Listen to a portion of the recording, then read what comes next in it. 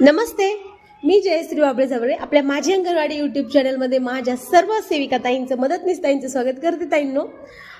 तर आजचा प्रश्न होता, ज्या मदतनीस पदोन्नती होते तर मदतनीस मधून थेट सेविका पदी नियुक्ती दिली जाते, तर त्यासाठी काय क्रायटेरिया असेल किंवा काय पात्रता असेल. तर बघा मैत्रिणींनो, ज्या मदतनीस ताईंना थेट नियुक्ती म्हणजे थेट सेवेमध्ये असताना सेविकापदी प्रमोशन हवं असल्यास त्या मदतनीस ताईला तिच्या सेवेची किमान 2 वर्ष पूर्ण पाहिजेत. सेवा किमान तिने मदतनीस म्हणून 2 वर्ष पूर्ण केलेले पाहिजे. 2 वर्षाच्या आत प्रमोशन दिलं जात नाही.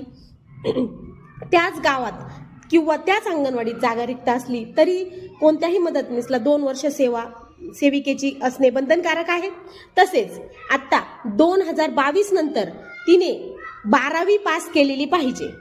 तुम्ही म्हणाल 2022 का, तर 2022 पूर्वी ज्या पदोन्नती झालेल्या आहेत त्या 10वी पासवरच झालेल्या आहेत. त्या संदर्भात कोर्टात केस टाकली होती युनियननी आणि त्याचा निकाल देखील आलेला आहे. आणि त्यानुसार 2022 पूर्वी जर तुम्ही 10वी पात्र असाल आणि तुमचं प्रमोशन होत असेल तर तुम्हाला त्या शिक्षणाची अट 10वी पासच होती. परंतु 2022 नंतर मात्र जे प्रमोशन होतील त्यांना मदतनीसचं शिक्षण हे 12वी म्हणजे 12वीच पाहिजे. 2 वर्ष मदतनीस पदाचा अनुभव प्लस तिचं शिक्षण 12वी आणि त्यानंतर शिक्षण ह्या दोन्ही गोष्टी क्लिअर झाल्यानंतरची पदोन्नती होते. आणि तुम्ही आता म्हणताल की जर दोन्ही एकाच दिवशी नियुक्ती झाली असेल तर कसं असतं, तर 2 मदतनीस किंवा 2 पेक्षा जास्त मदतनीस एकाच दिवशी नियुक्ती झाली असल्यास जी सेवाज्येष्ठ असेल, जिची ज्यापैकी म्हणजे अगोदर जॉईनिंग झालेली असेल तिला सेवाज्येष्ठतेने पदोन्नती दिली जाते.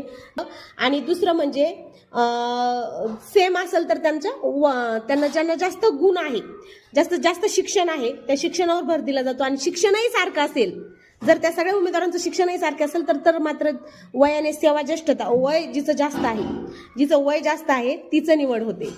तर अशा प्रकारे क्रायटेरिया आहे मदतनीस पदासाठी. अशाच ऑथेंटिक माहितीसाठी आपल्या चॅनलवर एकट राहा, असेच व्हिडिओ बघत राहा आणि माहिती आवडल्यास नक्की शेअर करत राहा. धन्यवाद.